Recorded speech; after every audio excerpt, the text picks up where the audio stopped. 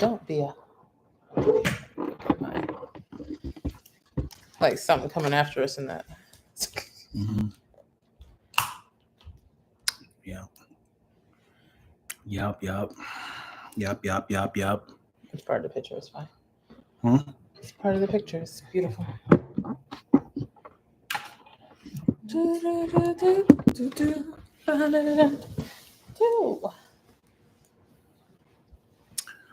Yup. It is time. When we start recording, it is pi behind us. 3.14 is the time. That means it's pi. When have you ever used any equation Never. in normal life? Other than to help friends' kids with homework? Just accidentally. Like when have you used the okay, let's do P. Maybe I had to use not like one of those quadratic equations. Quadratic equations. Ooh, what does that word mean? Like the equations were usually the 4x plus 5y. That's what that meant? I thought that was a Pythagorean theorem. That's the a squared plus b squared equals c squared. I thought that was whoa! Quadratic? Now you make me second guess myself. Okay, Google. What does quadratic mean? That sounds like a hood nigga's name. Quadratic? According to Wikipedia, in algebra, a quadratic equation is any equation that can be rearranged in standard forms where x represents an unknown value and a, b, and c represent known numbers. Good job. Quadratic. Man, I had terrible teachers. That came out of nowhere. I don't know how that came back to my memory. Golly. Brief summary next time, yo. Big sis Chris, what up, love? Have you ever heard of the term quadratic? It's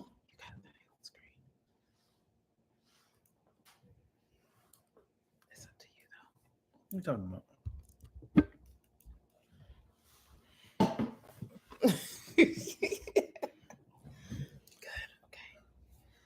I could have been like a church mom and just put a thing on your lap. Well, I mean, definitely recording, right? Yeah, but we haven't done the intro yet. Yeah. What was that noise? I don't know. There's so much noise. Yeah. Absolutely heard of the quadratic equation. I haven't said that word since 10th grade. Let's be honest, right? Like, that's crazy. Once I finished Algebra 2, there was no... Okay, maybe pre-cal. Maybe I've said in 11th grade. Mm-hmm. But after that, I haven't had to use it.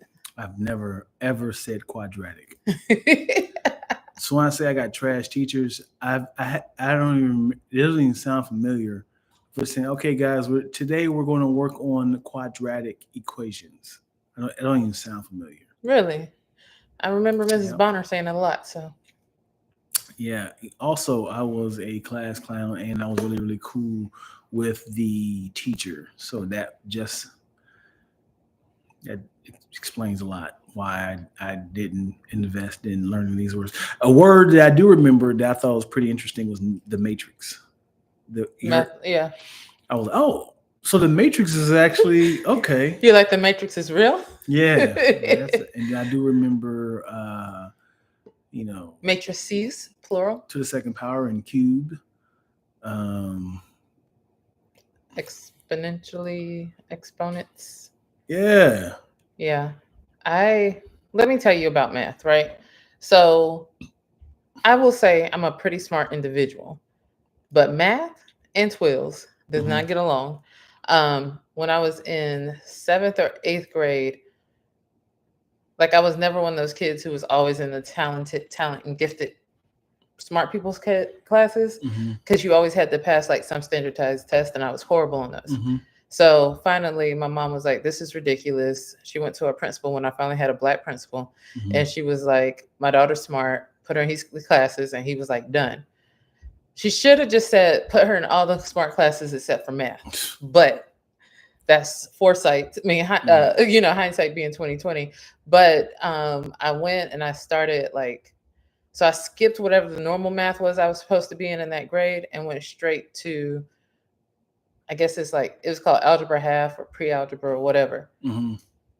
Confused, threw off my basis. I didn't have a firm foundation. Mm-hmm. So then in 8th grade, when I moved to Shelby, I was taking algebra 1. And to be an 8th grader taking algebra 1, they wanted you to at least have a B before you go to the next level of math in high school. Mm. I had a C. Yeah. That's average. That's what they say. That's average, but not strong enough. And my mom was like, well, I guess you're going to summer school. So in 8th grade, there was no summer school in 8th grade. Mm-hmm. There was summer school in the 9th grade. Mm-hmm. And so I was at the high school taking algebra 1 summer school so that I wouldn't have to repeat the class in high school, so I could just go straight to geometry. Mm-hmm. So I was in class with my cousins and their friends, and they were like, "Oh, she's smart. Oh, let's cheat off her paper." Oh, boy. And I was like, "You big dummies, you don't want to. I'm in summer school with you guys." And they were like, "But you're in summer school because you're smart. Right. You're in summer school and high school because you're smart." Yeah. It was like, you have no idea. No idea what you're getting yourself into. This is a struggle. What I love about math is you can't cheat it. You can't be like, let me go a different direction. Of course, you can do it with additional, and subtraction. But when it comes to, multiplication and division, it is a definite answer. You can't alternate the answer accordingly. So when it comes to equations, was it PEMDAS? Was it PEMDAS? PEMDAS? Please excuse my dear Aunt Sally. You got to do it in that order. You can't fake it. You can't fake percent over 100 is over of. You can't do shortcuts of a lot of these things. I'm sure there's shortcuts, but it is somebody who created this was like, I figured out a formula. The wild thing is, you have to show your work and all the stuff. Mm-hmm.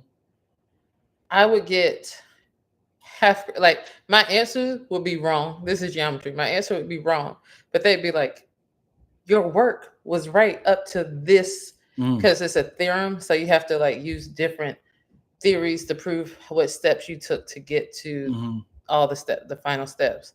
And so they were like, we were with you into this last step. So we're giving you 0.5. Right. There's a couple formulas where you start a formula and then it will set you up for another formula. You feel like, now we're doing was it E equals MC squared? Oh, then you do it again. It's like, now we are into, I don't know. Can't think of that equations. In chemistry class, I was good in chemistry. I thought I was going to do something, I could do something in chemistry. I could be a pharmacist or whatever. Mm-hmm. And I think it was honors chem. Mm-hmm. They got to this point where they started doing the math formulas. And I knew that it was coming because my dad was like, math and science go hand in hand. And there are formulas. You have to know math in order to do science. And I was flowing with them until he said the word stoichiometry. Then he put a math problem on the board. Mm-hmm. I said, well, this is when I exit. Yep. I'll be a journalist. I'll be an actress. But what I won't be. This is where we yeah. So let me ask you this, though. What is the main character in algebra? X. What is the main character of calculus? What is the shift? Now we're talking about this more than anything. Oh, okay. Letters? I still think X and Y live up in there in calculus, but there's always a limit. You're trying to find the limit to stuff. Listen, do you know the difference of all calculus? Geometry. I know y'all numbers, but what makes it shift to a different family of? Honestly, I don't know. And apparently Big Sis Chris has a whole degree in math and her kid is a math teacher. And loved AP Calculus, and it's her favorite subject by far. Just repeating what she said. I don't know. I felt like everything just built on top of each other.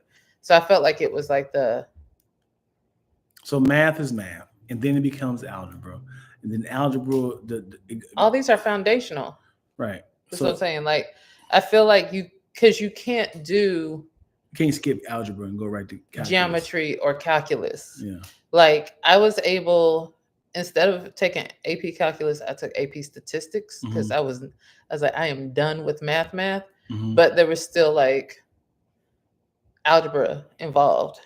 It wasn't enough. Like, it wasn't like angles and shapes, and understanding like certain things that you would have to understand in calculus and geometry, pre-cal and geometry. But it was certainly a lot of algebra. So you can't be like, I'm really good at calculus, but I'm terrible at algebra. I don't think you can be terrible at algebra. So it just builds on top of each other, right? But I think geometry, like, you could be really good at geometry and not great at calculus. Because geometry is like the study and angles of shapes and all that type of stuff. So that's a different type of math and linear planes. More like liters and stuff, and calculus is more. And I told you I stopped at pre-calc.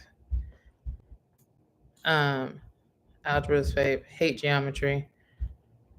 One graphs more, one looks unknown. Just be mathing. One looks for the unknown. But yeah, I felt like that was pre-cal was a lot of looking for the unknowns. And then I also feel like in pre-cal we did a lot of like, what's it called? Not ratios. It was the odds are, the chances of something happening. I can't remember the term for that, but yeah, I really want to know in real life, when is a good time to pull out, like, hold on, give me a second, let me figure this problem out. Like, when can this happen? Of like, we got to figure out how to get out of this room. Hold on. Let me pull out my calculus. Like, when do you use calculus in real life? I think you'll like, for me, I feel like you'll use algebra before, like, you can solve for X really, like if you're like, I know like these potatoes cost 79 cents a pound and I spent $37. How many pounds of potatoes did I get? Like, if you just need to figure something out like that, the math to get to that. I think it's more multiplication than anything. That's not really algebra, right? But like the pound is X. So you're still solving for X. That's algebra. You're solving for how many pounds. Yeah. Okay, got you. Yeah. Yeah. Probabilities. Yes. That was the word. Slipped me. Yeah. We should hop into this intro. I'm putting my phone on silent.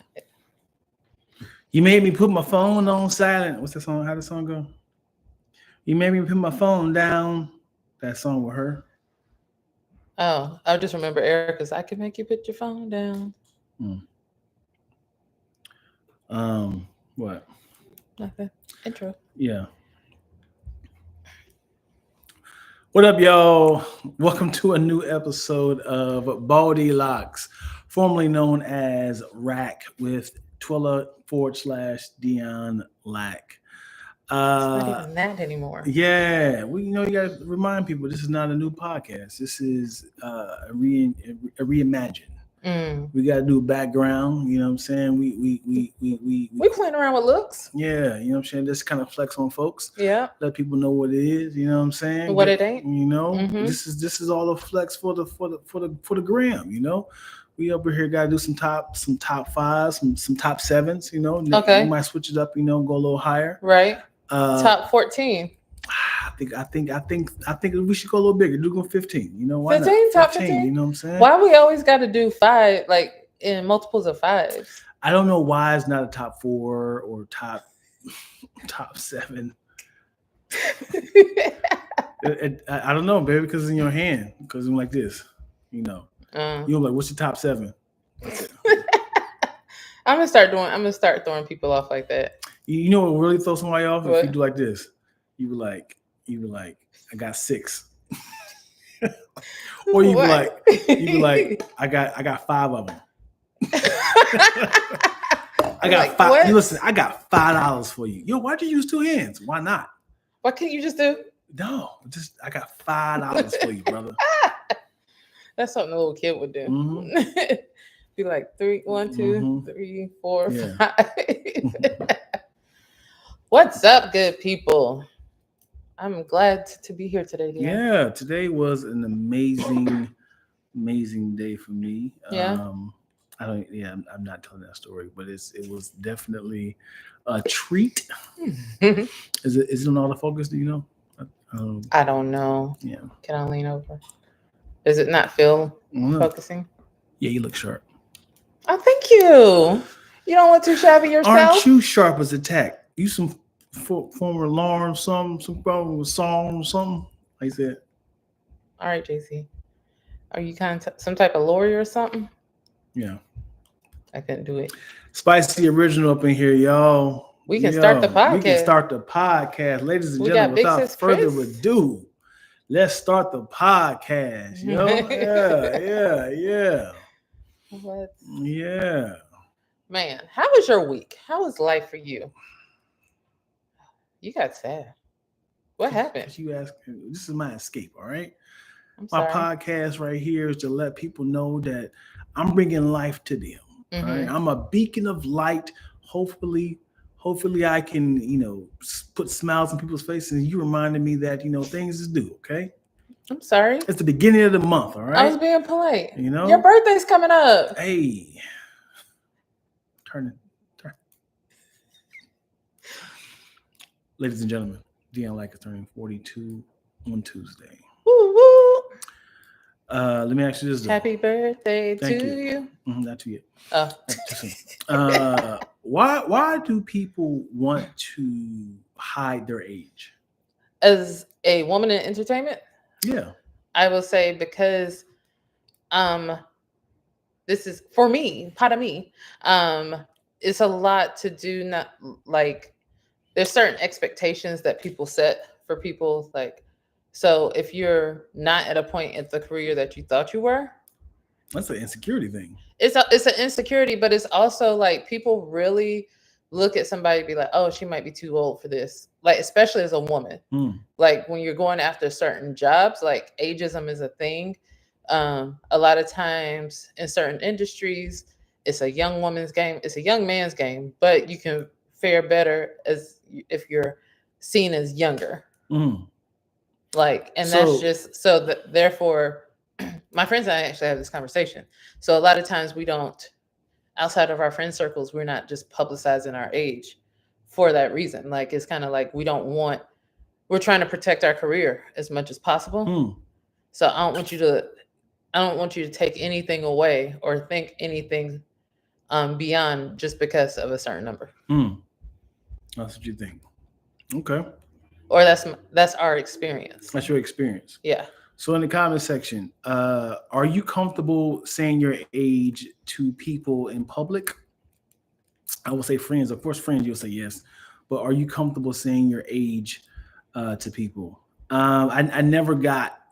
I mean, I can say never got, but I get it. But I feel like you're living a lie. Like, there's a lot of people that I follow who don't or refuse to say their age because they say I can play between. Yeah. Like my boy BT, I always say I play between the ages of 20 and 41. Why you have to call BT out? I mean, that's a big age. He says all the time. Yeah. He says it on stage. So it's so I feel like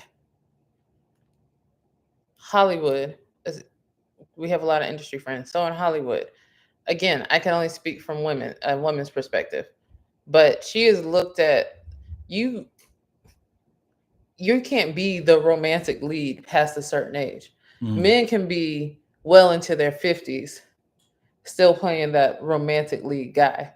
Once a woman is like her early 30s, she's not that romantic lead anymore. So what?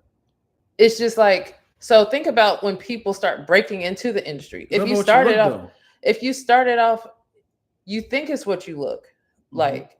These are real topics and real conversations that people have about casting room and practices is something about like knowing a woman's age and feeling like she can't play a romantic lead past the age of 30 when you have like men in their mid 50s being the sexy and desirable. So if you if that woman's age is just plastered all over the place for some reason, casting, I'm not saying people, general people, but the industry and the people that makes the decisions are like, nah, she's not that hot anymore. I think it's only important if the girl is literally underage. That's important. So, hey man, you better tell me your age because we're dabbling into illegal activities now. Right. I remember it was if you visually look the role, I think it should be fine. Like if you had a chance of a lifetime to play a grandmother, you right now, a young grandmother, you're like, nope, I don't want people to know that I'm old, or you would be like, yeah, I'll do it. Well, me right now, sure, because I ain't played nothing else. That sounds great. But there are people who like there aren't that many. Think about what roles are there for older grandmothers. And then when you start taking on that grandmother or younger grandmother, when you start taking on that grandmother role, that's the only roles you get. So you get less opportunity for cool and interesting roles. And if this is your art and something that you love to do, you don't want to like just start. It's like, sure, I played this role. Now that's the only thing I'm being offered. So I'm not getting cool and fun opportunities. But it comes down to how you look. It doesn't. I'm saying what you're saying sounds good. Right. Statistically, look at it. Sure. It's not what's happening. Right. That's not how it plays out. Yeah. So if my size at the big age and weight that I am, I'll be like, hey, I really think I can play Tom Cruise counterpart in the next Mission Impossible. They'd be like, yeah, you can't because you can't keep up with them. It makes sense because of how I look. Right. They're not gonna be like, how old are you? You're speaking to theory, Dion. Right. I'm saying actual practice. This is why women especially don't want to share their age. It should be. And across other industries, like there are age protection laws against ageism and stuff like that. Think about, you had to create laws to protect people from like being aged out or being discriminated about age. So then that lets you know there's a problem because they had to create rules around it. You cannot exclude somebody because of age. Our industry doesn't care about the rules. It hasn't. So it'll always do its own thing. So when a person's hired for a job, and we're like, fill out this paperwork because you're hired. Like, what's your age? She's like, I can't tell you. They don't have to write it down for tax purposes and to get paid. If people put their birth dates on their tax papers, right? They just like, hey, how old is she? Check her tax papers. It's like, okay, yeah, she's 49. But I'm saying you can't discriminate above, like on the job application. It's not on the job application. You've gotten the job. Yeah. So now you have the job, and you still don't have to share your age. HR is the only group of people that has that type of information. Yeah. Your boss, your direct report cannot discriminate against you based on your age. Yeah. Hey, HR, before we hire this person, how old is she? Back in the day, though, when you would get applications, you're like, okay, like you have all that information. Yeah. When you just fill out a normal application. But also Google. I know you can hide stuff on Google, but I'm certain if you look up people's ages, they'd be like, how old is Halle Berry? They'd be like, but also you can look up how much people make. Man, that's not check your worth. Right, but that's not true though. Right. Yeah. That's what I'm saying. Like you just have to verify. I'm sure it's like, public information, you can do your work and get to it. I always felt weird when I seen Bruno Mars and Zendaya on that music video together, and I was like, this is a big age gap. Usher and her. Yeah. That's a huge age gap. Right. But Usher and all the city, like the videos that he be doing lately, like he's at that age where like leading man age and the leading ladies are like early mid 20s. So you don't think it's reversed? You don't think there's a like Cher doing the song with Bryson Tiller? Very rare that will come across. I'm not saying it hasn't, but I'm just saying that's That's This is our music, industry. That's our industry. That's Mhm. music, and that's Babyface film, did TV. it. Right. You've only proven my point. But also, I'm like, yes, exactly. but let me ask you this though, Mm-hmm. because this is a hot topic. Yeah. When men get money, you know where it's going? Go ahead. You know, when men get money, Uh-huh. they typically want, when it comes to cars, they want a brand new car, Mm-hmm. right? Mm-hmm. 2024 Mm-hmm. Tesla SUV, Mm-hmm. right? Men who are broke want the same thing. Yeah. Yeah. But Just can't continue. afford it. Uh-huh. But then Mm-hmm. they always like, but can you get a car that's a classic? You know, you should get a 1967, you know, classic, Mm-hmm. beautiful, shiny. It's worth more.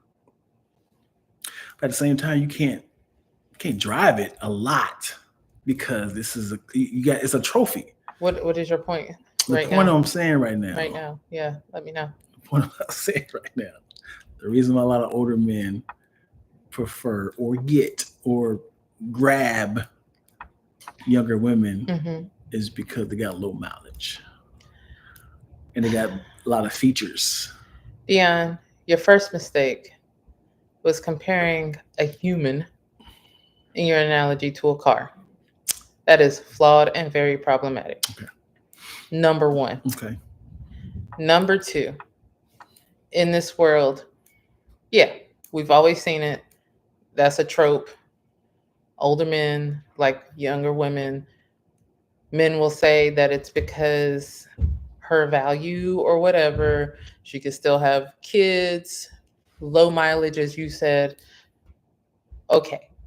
But then this is why, like, I feel like this is just another example of how women, when given their age and you tell their age, get thrown to the side. Right. Women are not valued the Mhm. older they get. Right. Women, a lot of times, especially professional career women Mm-hmm.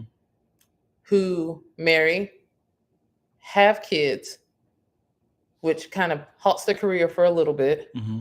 So all these other people are passing them by Mhm. in job promotions and all this type of stuff. Come back to work. Women don't get to peak in our careers until Mhm. like early 50s. Right. Financially making the most in early 50s. Right. By time they're divorced and man has gone to younger. It's Mhm. like, so women halt their lives, do work Yeah.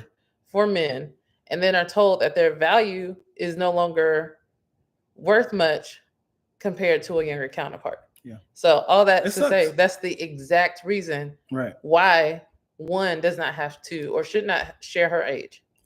But then you be like, you're keeping it a secret, and they be like, man, you moving around like a 2024 Buick Savant.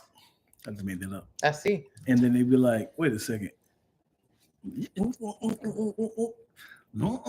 Hey, what year is this car? Then all of a sudden it's like, okay, I'm sorry. Is this a lemon? Again, I thought this was off. did you compare a woman to a car? I did. It's fun. It's not. It's degrading. Whatever, dude. I thought you was gonna find the humor in it. That was pretty good.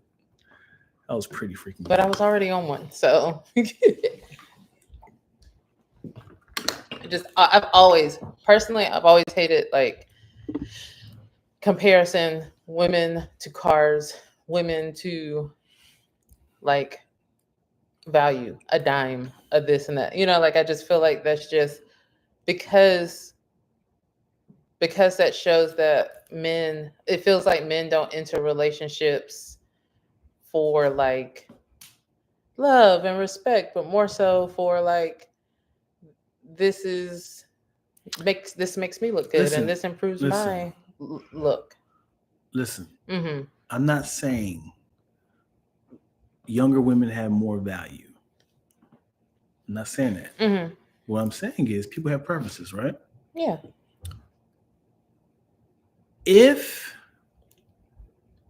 and this is done, we're not even comparing women genders at all. Mm-hmm. Everybody wants to find the best value, Mm-hmm. right? Mm-hmm. No matter what, clothes, food, anything, best value. A lot of times, look at the statistics. This is good, bad, flaw, the pros, cons, with anything. Mm-hmm. That's just in general. They want the new hotness, right? Again, the new hotness might not be the new hotness for you, but you want to invest in something that will either bring you value or won't be a hassle Mm-hmm. in the future. Mm-hmm. How can I ain't comparing relationships. Yeah. Clothes, shoes, cars, anything won't be a hassle. And that mindset can triculate to relationships. Mm-hmm. You want to be like, you know what? I've been a dog all my life. Mm-hmm. Now I want to settle down, be a deacon at a church. I want children. Should I invest into this woman who is my age of 65, or should I get me a young girl who is 30? Sadly. Reap what you sow, sir. You were a dog your whole life. Die alone. That's how it is, man. That's how I feel. Oh, I'm also like, so I think in this world we go through, we make actions. I hear what you're saying. I'm not saying that, I'm not pointing flaw towards what you're saying or you because of what you said, because I know that's also a cultural thing, like the society in which we live. Mhm. And I think like ultimately major shifts in viewpoints have to be made in order for it to get better, to be fair Mhm. across the board. So I'm not coming for you, but it's also like things that fall on women that people don't think about. Like a lot of times women become the caregivers for their parents. Yep. In a situation where like there are no daughters in that situation, it's Mhm. just sons. The daughter-in-law will often become the caregiver Mhm. for the father-in-law. Yeah. So it's like just like these certain pressures and burdens. Men will marry like women in their like mid 40s, early 50s. Not saying all men. It's just the trend that a lot of men who are like in their 50s, they find out they might have health issues, they're not doing great. Mhm. They're gonna find them an age mate, somebody between mid 40s to mid 50s to marry, because they know that that woman got it together. She will take care of him and treat him right 100%. until he dies. Yeah, 100%. So it's kind of like, it's just like we live in a society where people are fine giving women the short end of the stick. Yeah, it's sad. Yeah. It's sad. It's hard. It's hard to separate value when it comes to any and everything. When it comes to relationship, it's like it's not fair. There's not a lot of things in this world. I highly ask you, and I'm asking you, put relationship out of this. Mm-hmm. What is something that you want that is older versus fresh and new? Money. You want older money? I want old money, baby. As in like it's very wrinkly and dirty coins? No, like the type that that shows more stability. You talking about Old money. generational wealth? You asked the question, I answered. No, it doesn't make sense. There's nothing. I can't think of it. Wine, yes, you get fine with wine. Older wine is actually, older homes. You want older homes versus newer homes? Newer homes aren't made to be one as charming as older homes, and also like the older homes are more like, I felt like the quality is better depending on like the style, like craftsman's versus mid-century and stuff like that. Whatever. I feel like some older homes are better built and have proven that they're better built, and it just has a certain quality. Yeah. Well, I was going to say quality, but je ne sais quoi as well. It has a little charm to it. I prefer older homes to new builds. Only thing I hate about older homes is like What if somebody died up in there and there was a ghost? Oh boy. Yeah. Yeah. But other than that, It is. And what did LaShonda say? and I think that's why a lot of men end up in nursing homes alone because they've been in these streets. Yeah. Yeah. Yeah, that would do it. You ain't got no kids. No kids. But you know what, ladies, let's also remember single women live longer than married women. Single men die before married men. Mm. So the theory is pretty much that women who get married are cutting their lifespans to be with a man that they're going to make whose life's better, and he just makes their lives worse. Yikes. I said what I said. Yeah, you said it. Also, shorter men live longer too. You heard about this? I haven't heard that. Men under 5'7" live twice as longer than men. Twice? Twice as long. Impossible. It's not twice as long. All right, I lied. I was like, I don't know the percentage. Ain't no way he's living to 102. Unless taller men died earlier. Yeah. Look up the percentage, y'all. If y'all Is that because they're like not getting all that bad air up in the? Oh man, I think it's just the joints, man. Shorter men don't gotta. Well, I don't know, because it is short, fat men. Like, you know, when we're old, we put a lot of pounding on our joints when we're tall. Like our squats is real. Yeah. Our squats is a lot of weight. Comes to taller people. Jumping subjects. Do you feel Oprah did the right thing by dropping out of Weight Watchers? Yeah, because she was being honest about herself. She was on the board, right? And she stepped down as a board member from she Weight was Watchers. living a lie because she had help like in the past year or so from Ozempic. So I don't think she had to step down. I think people gave them a hard time, or her a hard time, because it's like, for weight loss, Weight Watchers should have been your answer and not Ozempic. But I think Ozempic could have been a tool to help her get that weight off, and Weight Watchers is the thing that helps keep it off and to stay in line, right? So I think that Weight Watchers might encourage a healthy lifestyle and maintenance, that if you're not taking, because this is the thing, when people go through like major like weight loss surgery or weight loss drugs, they're not always changing their diet. Right. So then and then it doesn't become a lifestyle situation. So then, like, the thing, statistically, you get off Ozempic or Wegovy, you're gaining that weight back and some super fast. With a weight loss surgery, statistically, people gain their weight back between that 5 and 10 years after the surgery. Because it hasn't necessarily become a lifestyle. So then it's like, this was the tool that got me to lose weight. If you could figure out Weight Watchers as that tool to maintain and to keep off and to become healthy, I think somebody like I feel like Oprah should not have had to step down, because the two are different, are helping differently. You know what's her position is, I think Oprah, when you have money, it's really hard not to be like, I want to be happy. You can buy whatever you want. You can cook, eat. Yeah. People can cater for you. A lot of stuff is getting done for you for free. Yeah. Cakes and hey, try this out. Endorse my bakery. Endorse this. This is all for free. Oprah, I need your endorsement. She gets a lot of things for free just for endorsements, right? Yeah. So when you are filthy rich, you just want to be happy. Food makes her happy. So, but unfortunately, the food is making her bigger, gain weight. So why am I suffering?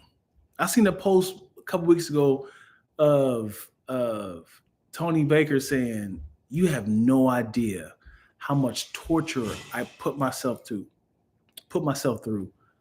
to keep this weight off. Mm-hmm.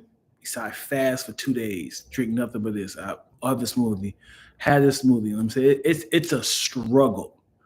And I mean, no one's not giving him free food for endorsements and stuff. He rarely reposts, like, shout out, sponsors for free stuff. But just imagine, like, people were just like, here, I will give you a whole dozen of. She gets invited to so many banquets and a whole bunch of free foods. Yeah. And like if you have a cook who's really good, a good pastry chef, hey, whip me up one of them. I don't care. Yeah. I know I said I only want this right. once a week, but I want it now. But it's also I love bread. I love bread. if she has somebody who's like, listen, I'm your nutritionist. I love you. I will give you the best of. I'm going to watch your calorie intake. I'm the best of the best. All I'm asking you to do is just show me some love in the social media right there. She had that. I would do this. She had that and it still failed? She had these are people she hired. You're saying if they just came for free. Yeah. But she had if I'm hiring you, she's like, no, you gonna make what I say make. Yeah, she had she brought people on her show. Like there was times we've been with Oprah and her weight loss journey our entire life. Mm-hmm. There were episodes where she would bring these people on and say, this is my chef. He cooks this and that. Mm-hmm. This is what I eat. Yeah. This is my trainer. He's helping me run. He's helping me lose weight. Hey, here's some tips from my friend who's also a nutritionist on healthy snacks you can eat when you want snacks. So we've been there with the whole journey. Right. And we know it's a struggle. Right. And honestly, even if the free nutritionist who was like, just give me some love, mm-hmm. The minute Oprah was like, hey, cool, no. What is that nutritionist going to do? And I'm not following you around like a bodyguard. Right. Like as soon as you go to that banquet in Nebraska, all hell broke loose. Like, you say, what? Margaret's not here? Okay, cool. Let me get one of them. Hey, Oprah, can you hold this double stuffed cookies and just try it for me? This is really good. Hey, I got an Oprah endorsement. Hey, can you package up like 7 more of those for me? Right. But back to what you were saying about Tony and putting his post and you don't know how much sacrifice I go through to stay in shape. I was looking at some pictures from 10 years ago, of me at the best shape of my life. It was discipline, mm-hmm. absolute discipline, mm-hmm. to get to that weight and to maintain it for the time that I did. Mm-hmm. And I mean journaling everything I ate, cooking every single one of my meals, waking up early to work out, mm-hmm. 5 days a week. Yeah. And then, being accountable. Mm-hmm. And I know the minute I stopped, for me, there was a minute when I stopped journaling my food, which journaling my food also helped me keep track of my calories. Mm-hmm. When I stopped journaling my food, and then I was dealing with a workout injury. Yep. Yep. And then and of course it didn't just come back. You just saw it slowly creeping back, and you're just it's really a discipline. It's really a discipline. And for some people that comes easier, the things that you're disciplined in, we're all disciplined in something. Right. For some people, the workout and the self-care, that's natural to them. Yeah. But then it's also if you didn't grow up in an environment like that, or financially, those aren't always options available. Those healthy options aren't always available. It's a struggle. And you literally, in church, you die to your flesh daily. It's also in your diet. Die to your flesh daily. Yeah. I definitely, I'm about to lie right now. I definitely will say my biggest struggle when it comes to diet is free food. I will not invest in bad foods that often, I would say. Right. You don't. I would not purchase, like in my refrigerator, you'll never just find ice cream, cakes, pies. But if it was free, The Twills bought it through. if it's free, it's a problem. And that's my discipline. If it was up to me, I would definitely lose a lot of weight. And the issue is, a lot of people say, well, it's just all about portion control. It's like saying, hey, man, crackhead. All I'm asking you to do is just do 2 puffs, man. You don't have to finish the whole rock. Right. All right. You right. You're right. Just And maintain. as soon as that sugar rush hits, it's like, oh, I remember. It's a drug. Yeah. Sugar is a drug. Mm-hmm. It is that. It has to be what the 70s felt like. It's just like the what's it called? Psychedelic? Psychedelic, yeah. When you see all the colors and acid, that's what it is. When you put acid, it's like, oh man. And y'all just like, let's just touch each other. Is acid and ecstasy the same thing? I don't think so. No? Do people still do acid? I'm sure. What is There's acid? some old person who was Yeah. like, this was my thing back in the day, Mm-hmm. and I'm still doing it. So I don't do that new stuff. I haven't heard acid recently. So is acid a new name? Like, is acid folks, is acid like a pill? Is it like a drink? What do you think acid is? A pill? I always thought it was like a little pill, like a pill or something. I feel like it's something What's put up on your tongue. sublingual? That's what I was about to say. A little Put up on your tongue? Yeah. I just made that up. We Mhm. just made that up. I feel like it dissolves on your Because tongue. acid. Somebody's going through in the hall, y'all. Oh, I know y'all hear that. They going through. Um, Somebody tell us what acid is. Just curious. yeah. Man, Because I think it might have got repurposed into a new name this year. this year. Not this year, like recently. You've Like, been reading the newspaper, the 'cause trades, the drug trades. the stock of it. New development out now. Yeah, 'cause you know, remember back in the day they used to call it reefer, then Yeah. it becomes, weed, then it becomes dro and fire and gas, and they keep changing the name of weed. Acid tabs. They look like stamps, kind of. Oh, Interesting. never knew that. I never knew. And does it dissolve in your bloodstream or is it your saliva? Like, if you put it on your finger, would it dissolve in your finger? Like, ah! Like, how does it dissolve? Is it a liquid How do thing? we always get back to drug talk? How are we going back to food talk? Because at least It's a drug. At least we talk about Gosh, you told me. stuff. It's the stuff that we know. You literally said But it's a drug. but That's then how we it got into drug went. talk. Then it just went. Yeah, because that's how I feel when I have sugar. Yeah, that's why I just asked how. Yeah. Why are you so frustrated with my question? You said Why it's are you a so drug. frustrated with my question, sir?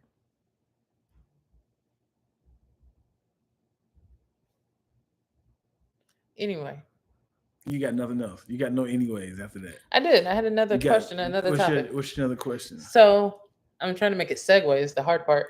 But in us talking about like consistency and just doing what you got to do, I also recently realized that sometimes I can procrastinate, but I am a simple task procrastinator.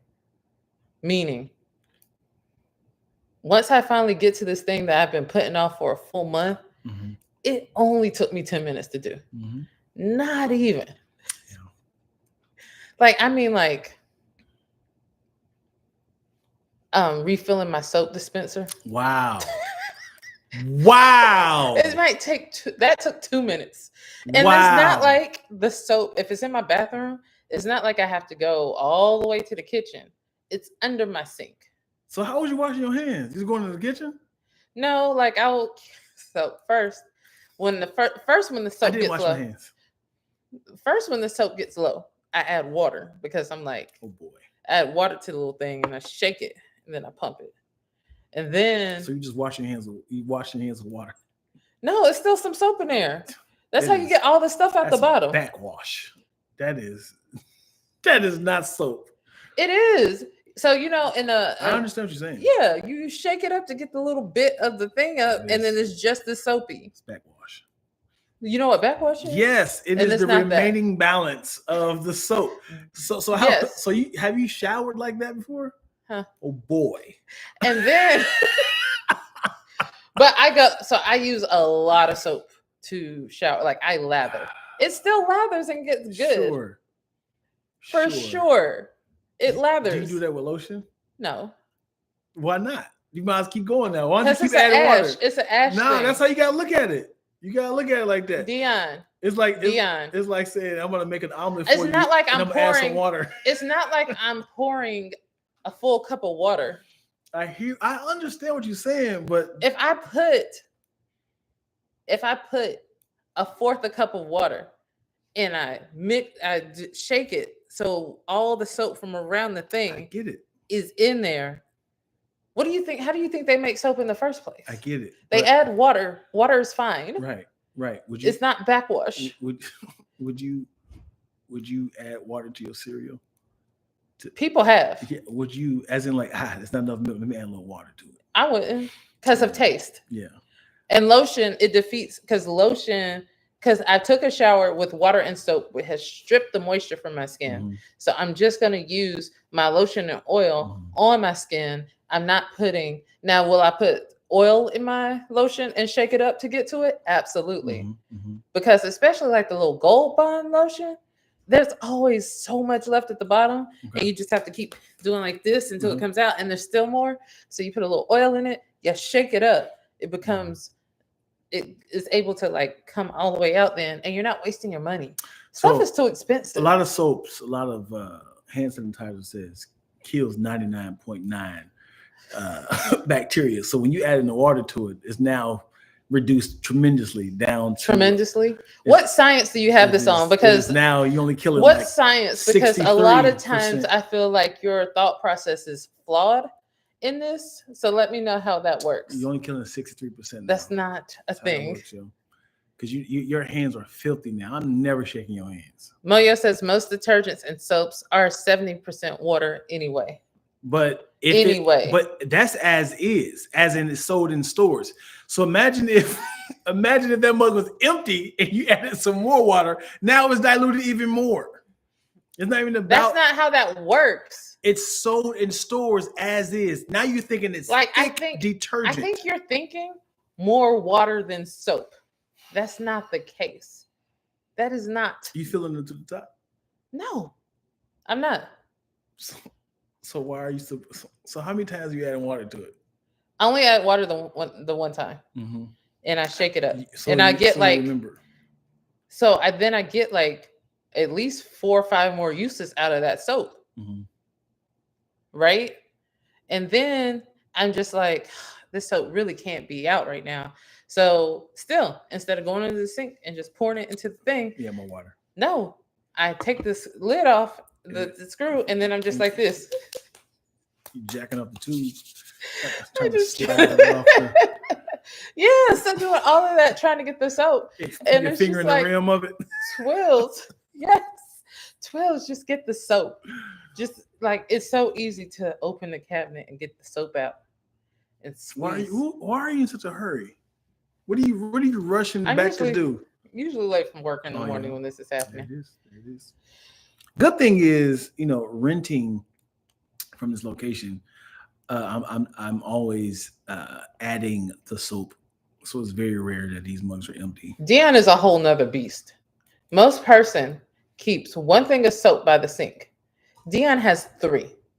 In going into business and having locations with Dion, I realized that you're gonna have several soaps around the sink. Hear me out. The reason why I have 2 by both sinks, instead of doing this, I'd like this.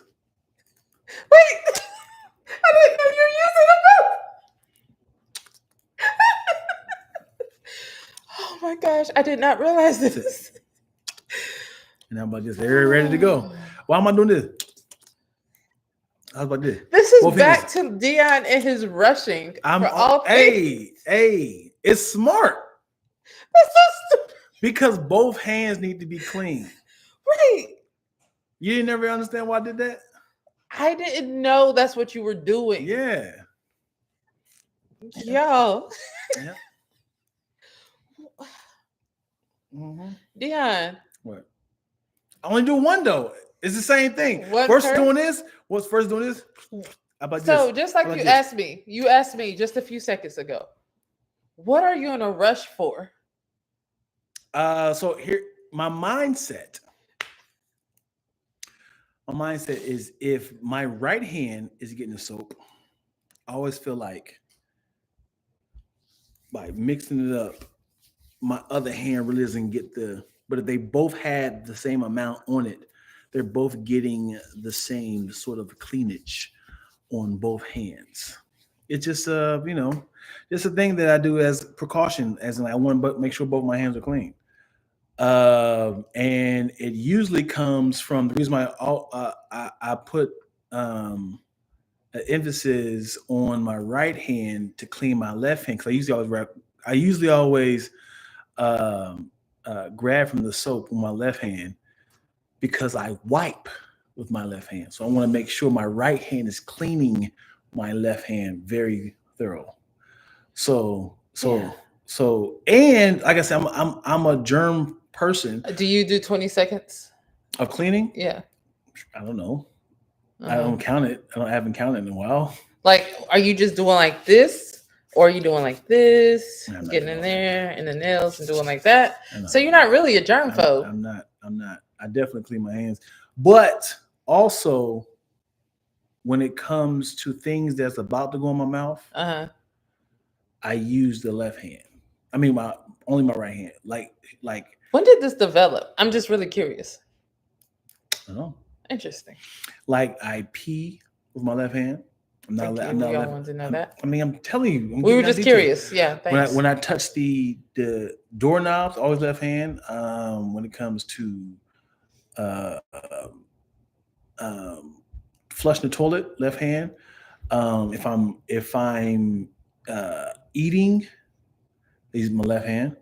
So eating with your left hand? Yeah, because I feel like I'm sorry. I eat with my right hand. Got you. And because I feel like, hold on, man, you jacking me up. You said the wrong thing. Hold on, you jacking me up. I feel like my right hand is my left hand. Yeah, my right hand is clean as hands. Yeah. Because I feel like this hand is used too often. You shaking hands with people and stuff. So I'm always like thinking that my left hand is. It doesn't make sense now. It doesn't make sense. You said it, not me. Yeah, that don't make sense. I feel like this hand is being used often. But you use your other hand for all the right. But you still shake with your left. You would think I would use everything on this hand. Yeah. I use this hand with a lot of alternative stuff because I would want to protect my dominant drawing shaking hand. This should be the clean hand, right? Because I wouldn't wipe with this hand. Right. Maybe because I was white with his hand because you might have to rethink your whole system now. Yeah, well, it's too late now. Have you ever tried to wipe with a different hand? Yes. It's never gonna happen. You ever try to wipe with your other hand? I feel like this is a moment for us to analyze you. Go for it. And it's truly an opportunity for me to understand where some of these habits formed. Who told you were going to die from germs? So you got to go back to the mindset of your household when you was a kid, when you was a toddler, learning how to potty train. Is typically the hand away from the wall. I hope this is for everybody because the wall. You mean for a guy? Sure. Because I don't understand. So wiping your butt. I don't wipe my vagina. So there's a wall. When I was a child, there's a wall right here. And I couldn't because my elbow would hit. So I was wiping with this hand because my sink was on this side. And I've always wiped myself with my left hand. I think we had enough space in my bathroom growing for up. both sides. For both sides. So you could use ambidextrous. You had the option. I just used my right. You had the option. I had the option. Okay. Growing up bougie. Yeah. So I just had a small bathroom, and I would hit my elbow. Okay. All right. So out of convenience, that right. makes sense. Right. And the handle was on the left side too. So I thought that probably, I can't say always, probably thought since I wiped my left hand and I flushed with my knuckle. Well, that makes sense. I flushed with my knuckle. That makes sense. It Yep. is a very dirty Right. situation over there. It's still in your hands, but yeah. But then I turned the sink on my right hand because obviously I'm nice to the people coming after me. Turn the water on my right hand. You know, and I purposely clean that hand. When did the 2 soaps come? When I had some money. You can upgrade to some soaps. I didn't know if you had 2 soaps growing up. You know what? No, I didn't. I think I started it. I think I started very recently. Yeah, and I think when you buy, it doesn't.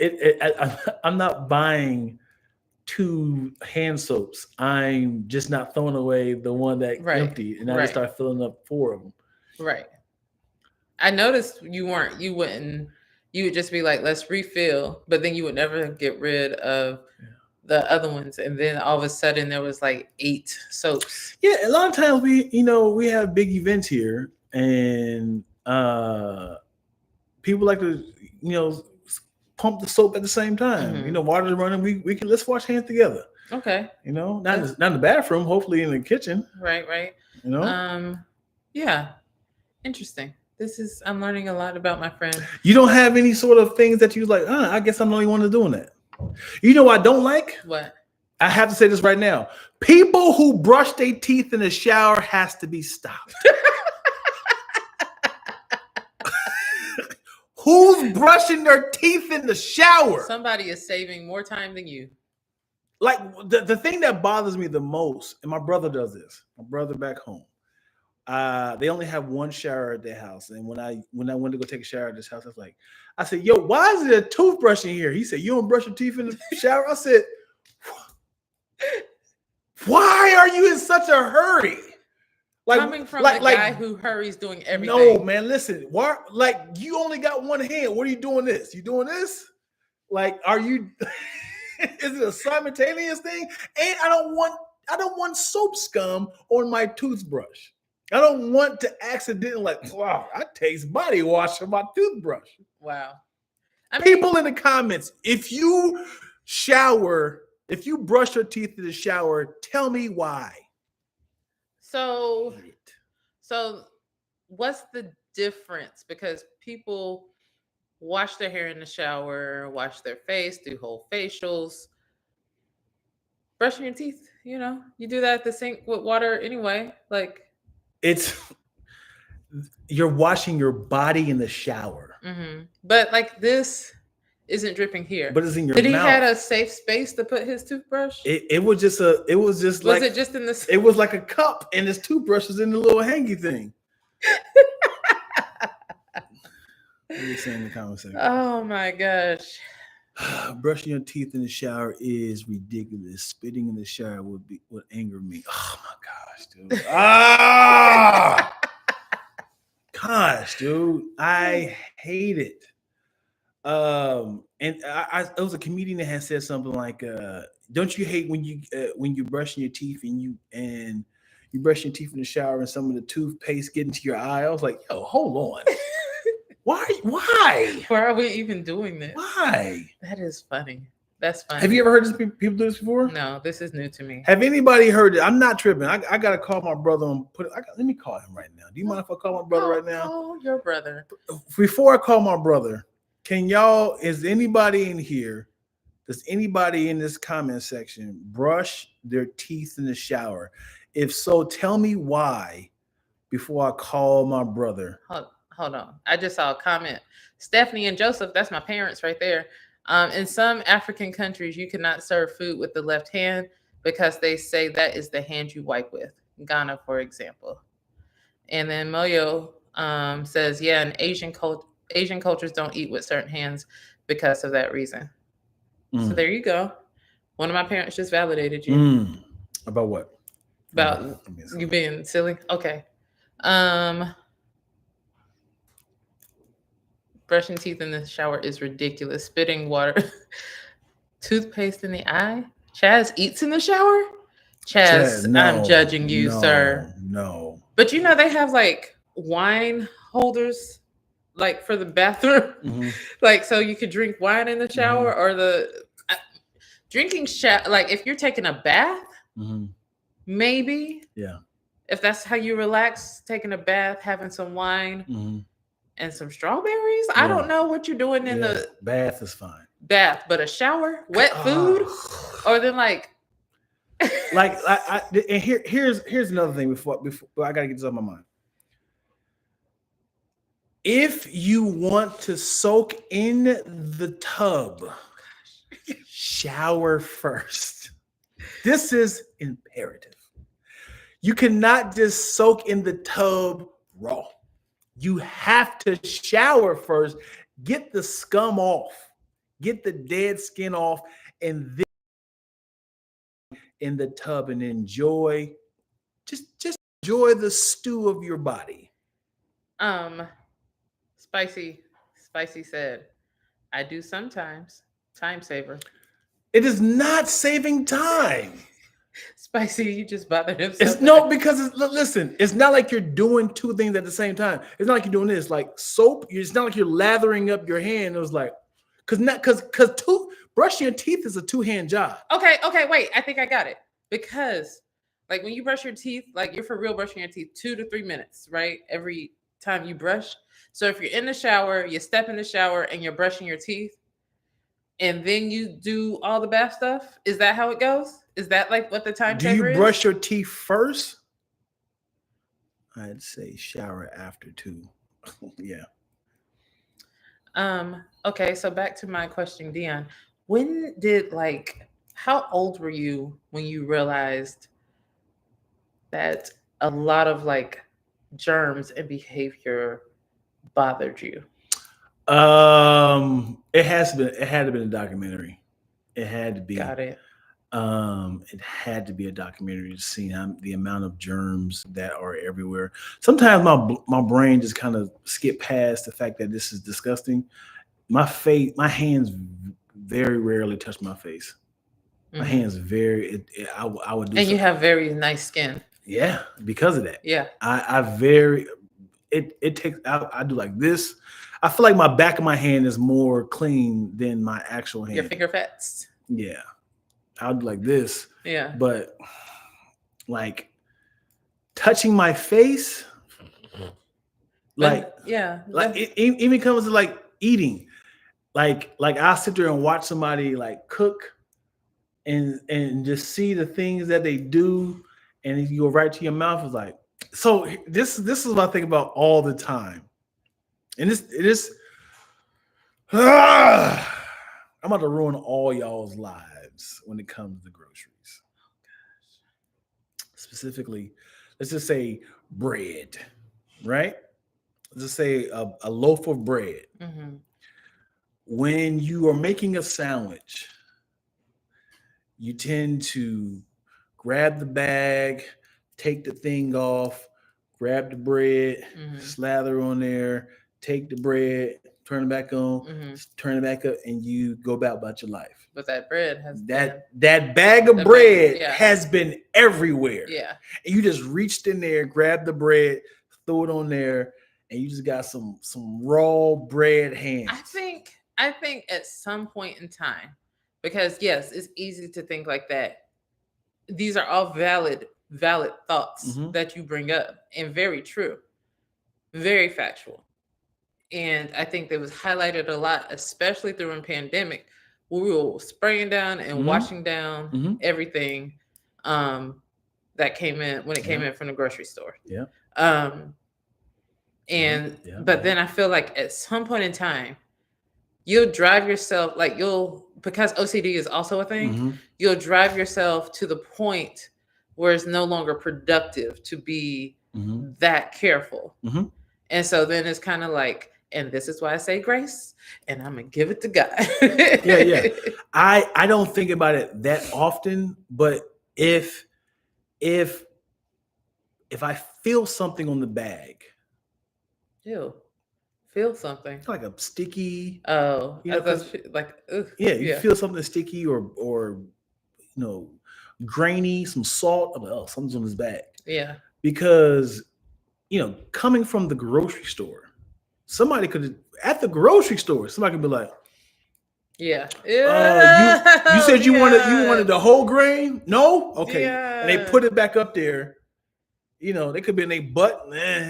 Hey, you said whole grain? No? Okay, put it back up there. Hey, we got the whole grain. Yeah. Boom. You go home. Hey, you got that mug right in the laces of the funk, like a football. All that fungi on your hand. You put it right in your cabinet. Yeah. And then you come out and get your sandwich a week later, still on there. Yeah. And this is why I say grace. Dear Lord, protect us. Yeah, man. And people who sleep on like, don't let people sit on your bed. No, that's the thing. Don't sit on your bed with outside clothes. Yeah. Like, that's the thing. That's a real thing. Yeah. Then because you go to bed and then your face is all on outside things. Yeah. How often do you wash your linens?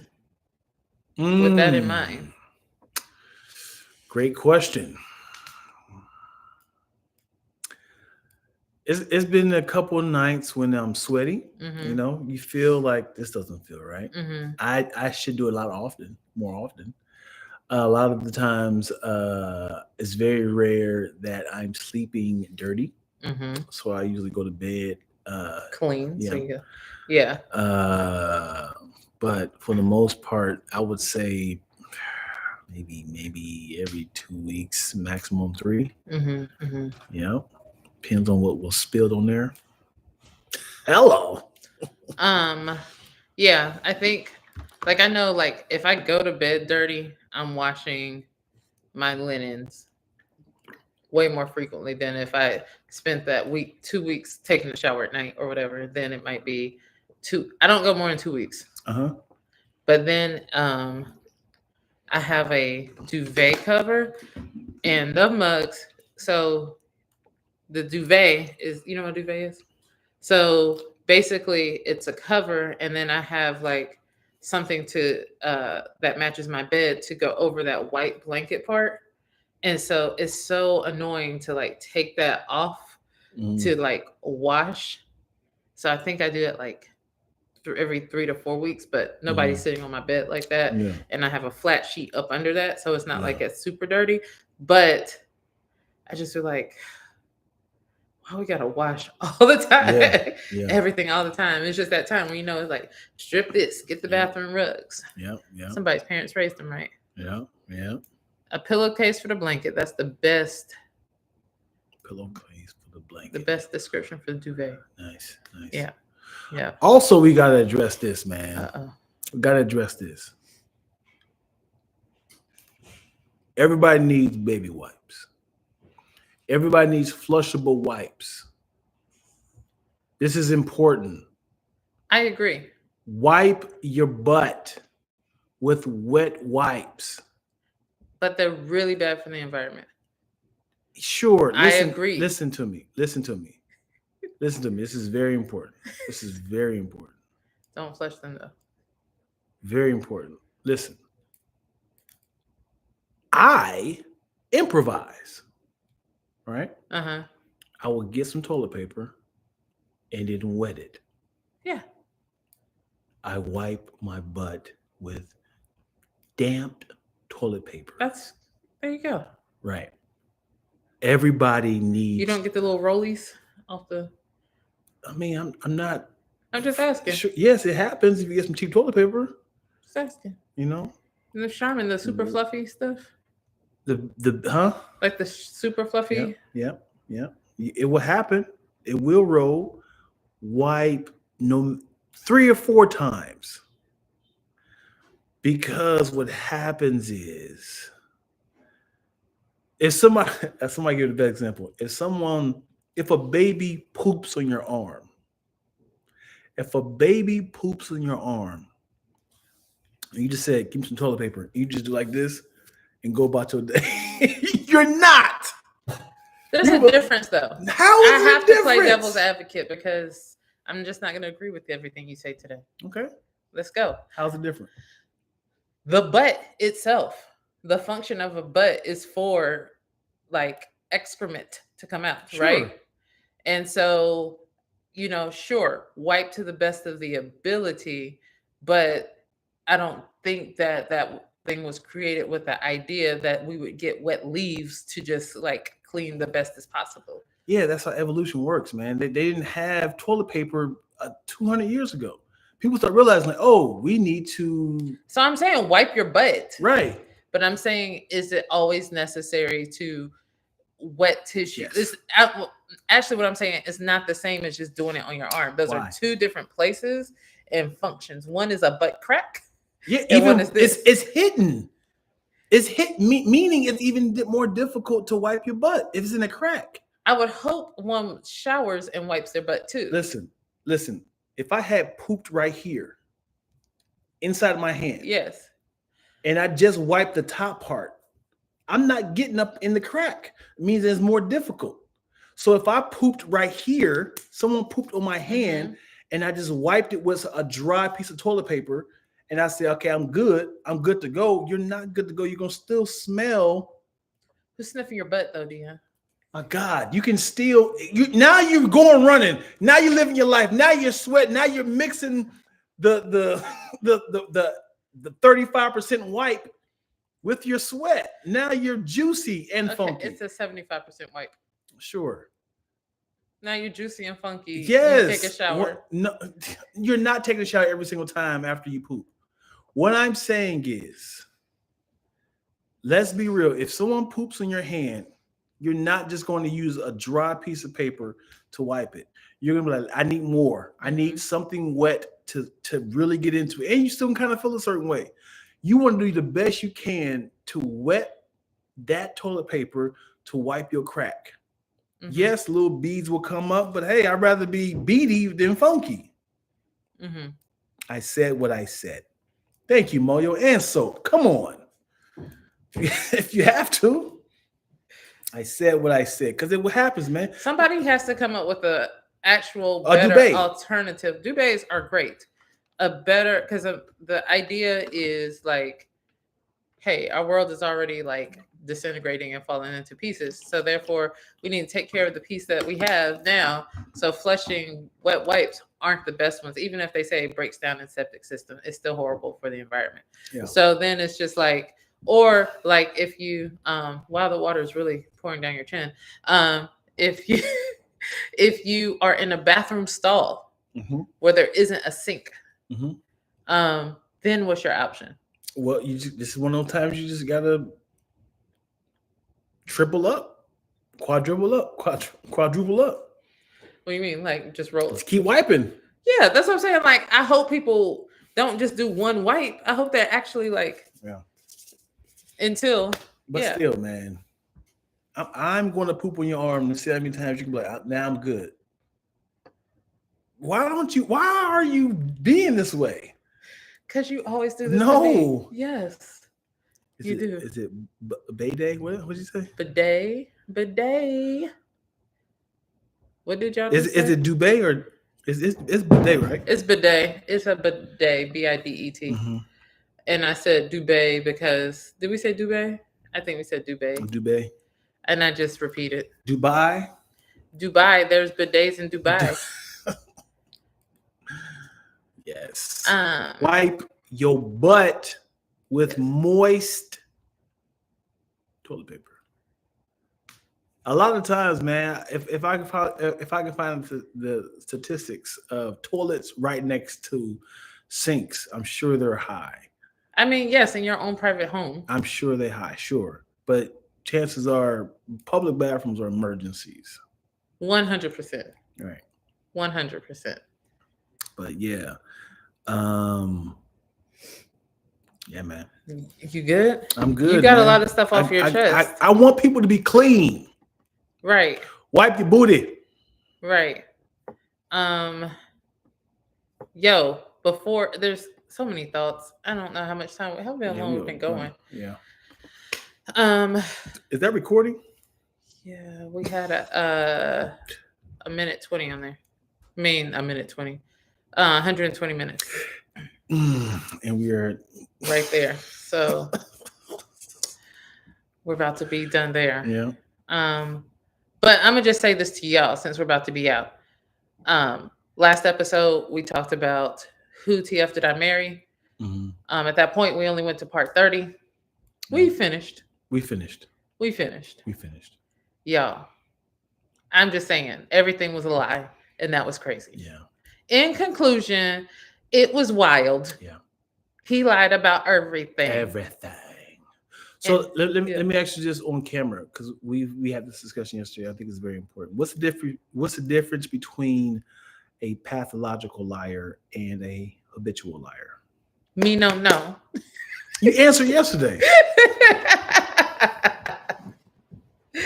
People in the comment section, if y'all can help. What's the difference between a pathological liar and a habitual liar? My first reaction was like a pathological liar is just gonna lie about everything, like without reason. The pathological liar is going to tell you, hey, yesterday when I went outside, the sky was orange and yellow. It was crazy. You wouldn't believe it. For no reason. Just came up with a lie. That's pathological. In my opinion. And then habitual is a person who lies, but more so does so to get themselves out of a situation. I feel like a pathological liar can be a habitual liar, but a habitual liar is not always pathologically speaking. I don't know. But then when I think about pathology, it also sounds like a mental illness. So who knows? Those were just my thoughts. Okay. Y'all can help us out with that. But yes, we finished. In conclusion, he lied about every single thing. The man was broke. He had no money. Yeah. He did weekend jails. In jails. He wasn't a VP of anything. He was a forklift operator. Yeah. The lifestyle that he said he had was his twin brother's life. Crazy. But she didn't even know he had a twin brother because he always said that his twin was young. I mean, his brother was younger than him. The family that he said that he was talking to every day, nobody messes with him. He wasn't talking to nobody. He was just on the phone like this. Crazy. Hey, yo, that's crazy, yo. Anyway, you coming? When are you coming back? Crazy. That's hilarious. Oh, Dion. Amanda says, "What's up?" Hey, Amanda. She says, "Hey." Anyway, girl. So yeah, that's what was happening for like full conversations. Crazy. I was watching him as a fellow liar. I was watching him for why, like, what is the end game? I was more after I realized it was a mental illness. I was more sad than anything because I was like, there has to be a motive. Like, why did you invest into this woman so much, right? And didn't have no intentions of doing these things. Like, you were like really adamant on getting a house and then giving her a car. At the same time, he's using all his money to buy and pay for her bills. I was like, okay, he got some money somewhere. He obviously doing this for a reason. I was like, but why are you like volunteering lies? Yeah. Just lying.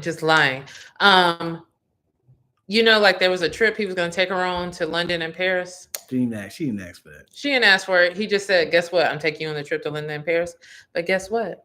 Delta Airlines is buying gave her tickets to London and Paris. That's what's up, yo. Right? I was really happy for her. This whole time she was a habitual liar. Hey, well, it worked in your favor, sis. Yeah, and also, because Charlamagne ain't going to do it. Can I give him donkey of the day? Go for it. He probably do it, but go for it. Okay, so if you don't know, they were covering this story on The Breakfast Club, where Charlamagne, like, just the mess was covering it, and Charlamagne was like, "Hey, well, let me ask you, was this girl big back?" And for you don't know, that's plus size. He's like, because all this sounds like big back behavior, and then they made jokes about it. And then it was kind of like, I did cringe. It was a little cringeworthy because that's to say, like, bigger women get played because of low self-esteem. But skinny women, all women, everyone gets played. That's just kind of how this goes. And so to put that primarily on her size, even if it was joking, was kind of a hurtful thing to do, and was don't give the day behavior, because this man also says he's here for mental illness and he supports people, but his actions against people who are plus size consistently says that he doesn't care about everyone's mental health when it comes to that capacity. Can I be the devil's advocate? Of course you can. So I love how you heard that. Uh-huh. But he didn't see what this girl looked like. Right. He said, hearing this story is giving me a lot of big back energy, right? Jess said, yes, she is giving Sheila. And he's like, Sheila was cute though. And Jess said she's right, she's big. So he said, I don't know what this woman look like. This is giving big back energy, sure. As in like you are doing dumb stuff, sure. But also, if he had said this is giving racist. This is sounding very racist, right? Right. If he had used that term, it wouldn't have gotten blown up. Okay, but that's because being of plus size is not like anything. Giving racist behavior, like that's way different from saying this is attributed. This energy that you gave to this man is attributed to your size. That's different from saying that your behavior was very racist. Right. And that's where I think that was flawed. You just said, he asked, is she big back? And she said, yes. That didn't happen. So I like how you heard it. He didn't know. He just said. No, I'm agreeing with you. Right. Calm down. I'm saying yes. So in that, you're right. He said it's big back energy. That's still attributing to somebody's size. That's saying a person has a particular behavior based on their size. Right, but you just added a part of the story just to make your point. You corrected it, and I said, cool. Right. I'm agreeing with you. Right. In front of all these dear people, I'm agreeing with you. But my point still stands, Dion. I hear you. What he said was wrong, for sure. Right. So yes, I'm fine being corrected. I'm saying that doesn't change how that plays into the world, especially when, like, we live in a society where being of a certain size, people assume that you're lazy. They automatically assume that you have lower self-esteem. They people automatically attribute things to you based on the size. Charlemagne has a large platform with large listeners that he can educate. Being a smart person that he is, he can educate. He's taught us about. He's telling people about mental wellness, and mental wellness is mental wealth. He's telling people, they get up there, they talk about money. He's talking about politics. He's talking about things that's important. So to get up there and to say something about somebody's size, and this is not the first time that he said that. It's been a while since he said it, but when he says it, it stands out because it's like you're isolating people, especially in our community. You could say, I want my people to be healthy. I want them to have a healthy life, not get your life together because you're fat, because that means whatever it is. It's, hey, I really do want you to be healthy, whatever it is. But don't say like attributing stuff the way that man treated her and told her because of, like, she only fell for it because of her size. Got it. Can I get another story? Yeah. If somebody was on the radio and he had said, I like my women from Brentwood, Malibu, Calabasas only. And it was like, and then Charlemagne would have been like, this sounds like a black dude who is an Oreo, right? As in, like, you giving a lot of like, I only date white women energy. Is that considered racist or discriminatory? Like, I don't know, just hearing the story, it sounds like you only date white women. Is that the same? I think that's because he was saying that as a joke, and it actually turned out to be true. Right. That's what happened. Sure. But I'm saying, had this been the first time Charlemagne said something in that regard, maybe it could have been taken as a joke, but it was offensive. And he's all about, owning your words Right. and doing stuff like that. That this to say this sounds like a black man that only dates white women. Mm-hmm. I can't find that the error, or I don't find that necessarily offensive to say. Mm-hmm. I'd be hard pressed to figure out where the um Remember they said Travis Kelsey looks like a cop that would turn off his police camera right. if you're in the right situation. Yeah. And it was like, golly, that sounds crazy. Yeah. Cause we had the exclusive mustache. Yeah. Like he's Yeah. the type of cop that would turn off his It's certain body camera. yeah. So there's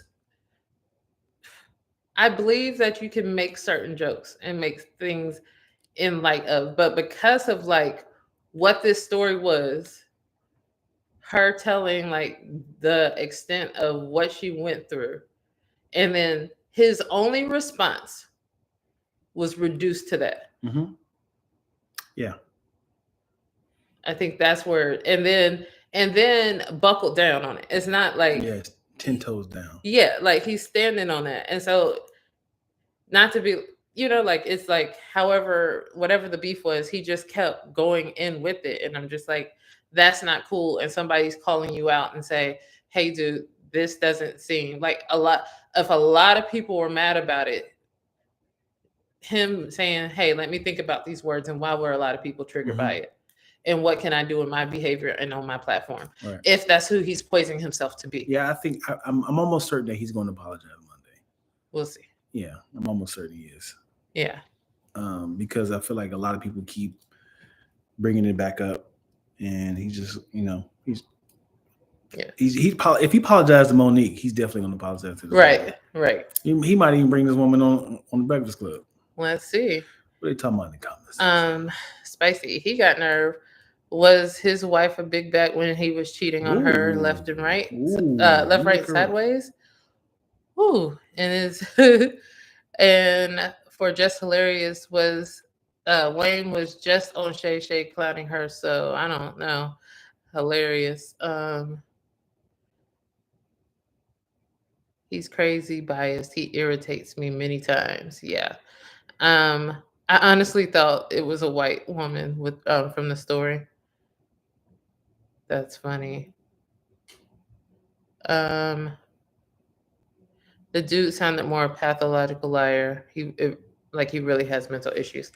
I agree. He definitely has to have mental issues. Hey, I'm pretty sure we stopped rolling on this, but just in case, I'm gonna do exit out. Exit out. Thank you all so much for watching another wonderful episode of the Baldie Locs podcast. Still getting used to saying that. Yeah. The Baldie Locs podcast. If you have not yet done so, be sure to like, subscribe, comment, share, and hit that notification bell. Listen, we have fun in our comment section. When we're over here looking at the computer and we're not looking at you, it's because the comments are popping. People are contributing to the conversation. And if you have that notification bell, you know when we go live. Yes. We're doing Saturdays. We'll lock in the 12s. Yeah, we'll lock in the time one day. But Saturdays is when we go live. So be sure to catch us next time. All right. You do the like and subscribe, hit the notification bell, and Legion was big back too. Oh man. I can't believe they had the nerve. She called them Legion. That was crazy to me.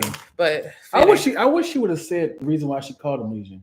I know the meaning of the name, but she didn't say for the people that was ignorant to the reasoning of what Legion means. Now, whoever said the thing about Charlemagne, I'm looking up his wife right now to see if she was ever big.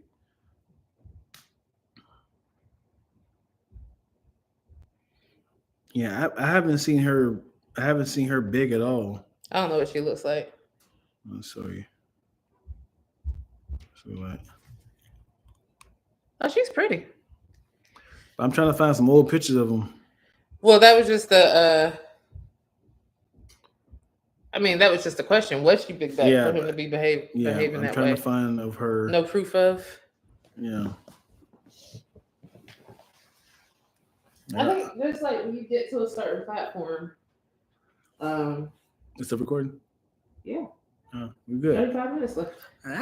Look at us. Look at us. Cutting it short. Did you still want to do some questions? I didn't look up. I never did. Oh, I forgot. Totally forgot. That's gonna take a little while. Been calling her that for years. She had multiple personalities. We talking about my brother dated a girl, and we called her Legion. Dang. Oh my gosh. It was wild. Is I looked up Jessica Gadsden weight to see if I can find a at a bigger size. I don't know why they have her weight available, which is crazy. That's rude. Yeah. I was just trying to find her at a bigger size. See, this is how rumors get started. Who said that? They didn't say she was. They just asked the question. He got her when his wife was big back. See? When was his. I thought you said you read when. I said was. Was his big back? Okay. Was his wife big back when he was cheating on her left and right? That's why I was like, why is he looking this up? So I thought it was when. Oh, I thought it was like, she was big back in the day? Oh, about to be a full circle moment. Oh no, somebody would have already brought that out. Yeah. You know the internet's too quick. As long as I've listened to Breakfast Club, I've never looked up his wife. Never looked her up. I never heard her speak.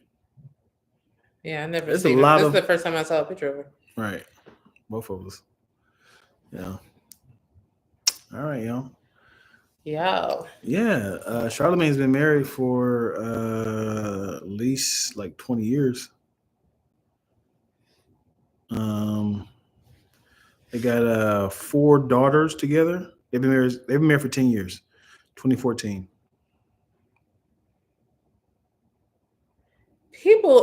Those are other people you should add to the list of celebrities with huge families. I was just saying, like, I think Sierra they have 4 or 5. I think the Currys have another baby on the way, so that's 4 for them. Mm-hmm. Of course, like Kim and Kanye have their 4 babies, and then Envy has 6 kids? 6 kids, homie. And Charlamagne got 4. I'm like, are like big families coming back in style? Back, baby, if you can afford it. I mean, I come from a big family, and it always I think people are always like, how many kids? Like it was how many siblings you got? Wow. Yeah. And now it feels like, celebrities are trying to make it norm, which is cool. I think big families are fun because you always got somebody to play with and vent to help you out, especially if y'all are close. Now, if you got a big family and y'all ain't close, that's different. Y'all got drama. Ours don't do drama like that, so it's fun. Yeah.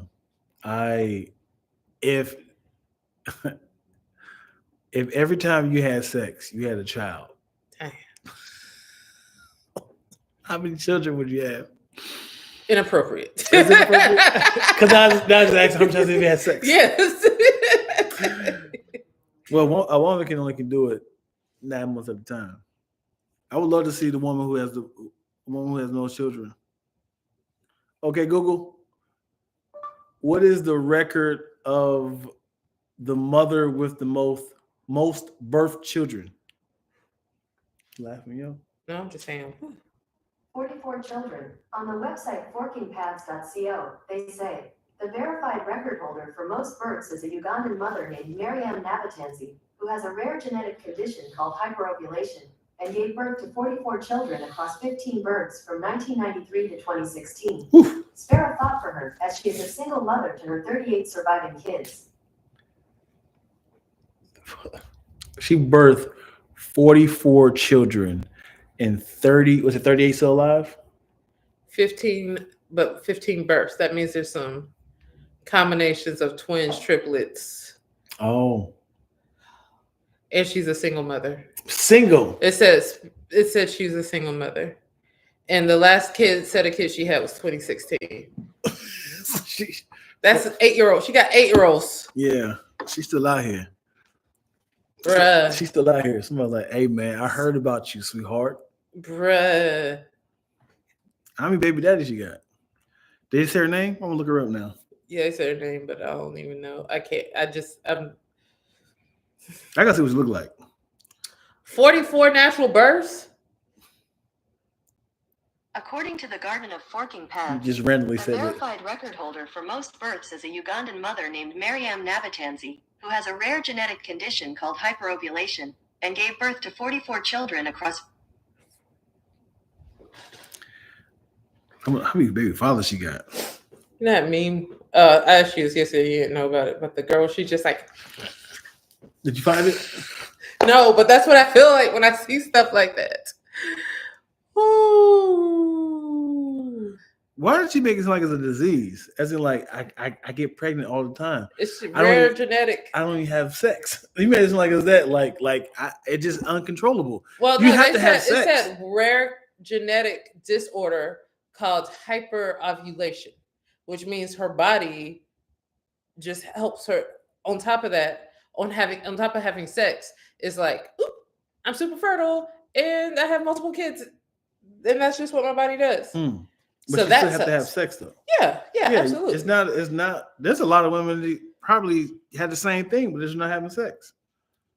I'm just saying, 44 children is bananas. Period. She releases multiple eggs in one cycle. That's what it says. Her junk had the whistle. Whew. Her last one. Did I have the baby? I was asleep. She has many periods. Whew.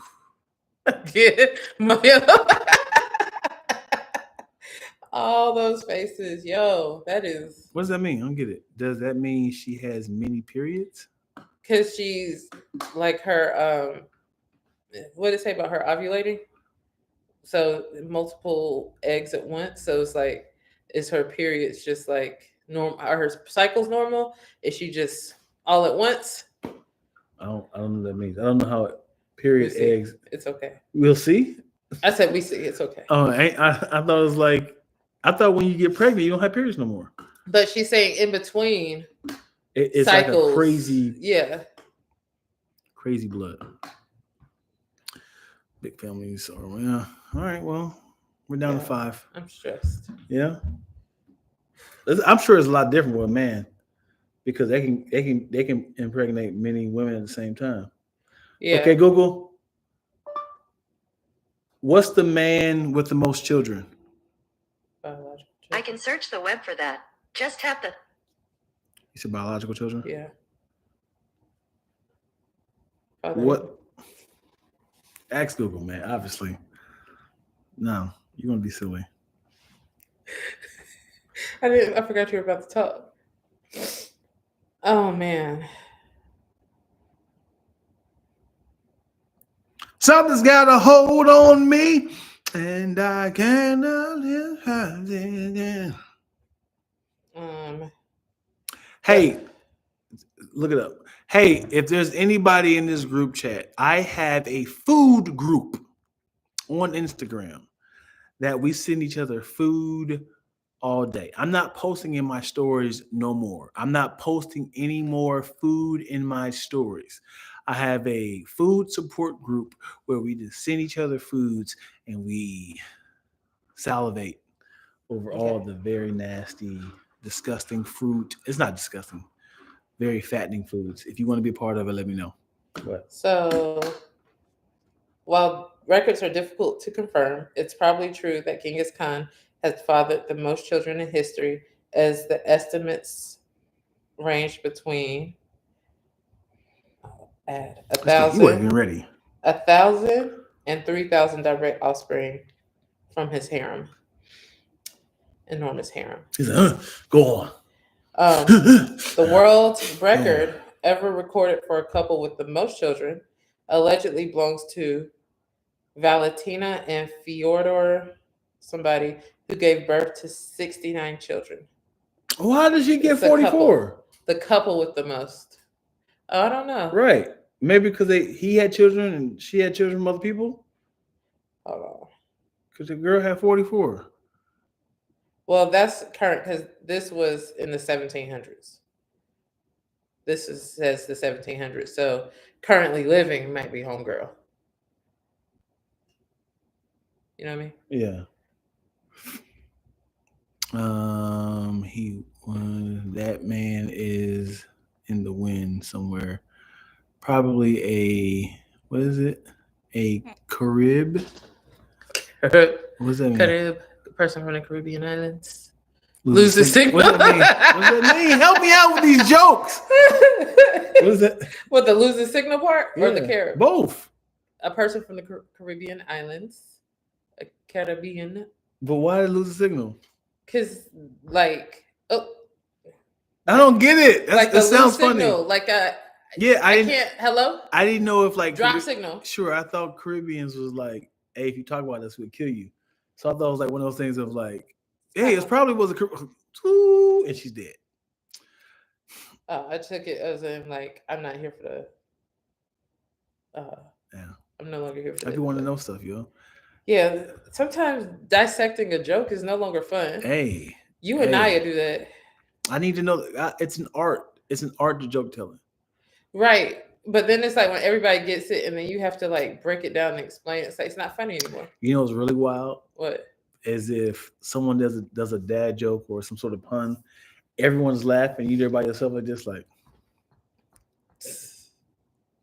you gotta find somebody who got the same face you got on. You're like, do you know what you're talking about? They said the Carib. What does that mean? It's you and I. Okay, I'm not crazy, right? You just don't Google it. Huh? You just don't Google. It smells like, and then here we go. It's not about the politician bipartisan. It's about the trunk space. I'm like, space bipartisan. Got it.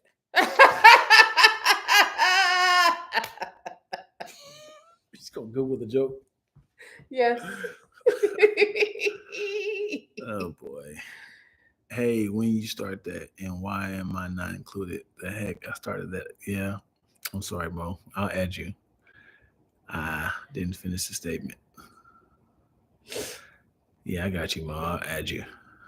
Never mind. I don't want to join. I'm flipping tables. Okay. Well, that was grand opening, grand closing. Yeah. Yeah, I'm not in it either, so don't feel bad. All right, I'll add you. So here's the thing. I keep telling people, add people. Like I didn't want it to be like all my friends. So I was like, add people. I don't want to be on your little thing. Huh? I don't want to be on your little thing anymore. If I wasn't worthy to be your friend in the first place, then you're not worthy of my friendship now.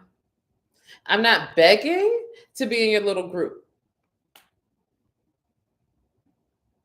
with your little friends. Is y'all talking about your little food? Do you have any food friends? Yeah. Who? Chow. Yeah. Was she going to be part of this group? If you're sending for real good looking food, yes. Yeah, I'll show you. Chow with chow. We'll do it. I'll show you. It's just stuff that we find in the chat. And they all discuss. There's only two people in that group. What it's you talking not. about? It's two people talking, but it's hippie, Jasmine,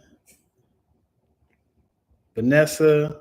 Yeah, he's talking about the food group like it's. Stop it, man! I just started it. Like a broadcast channel. I just started it.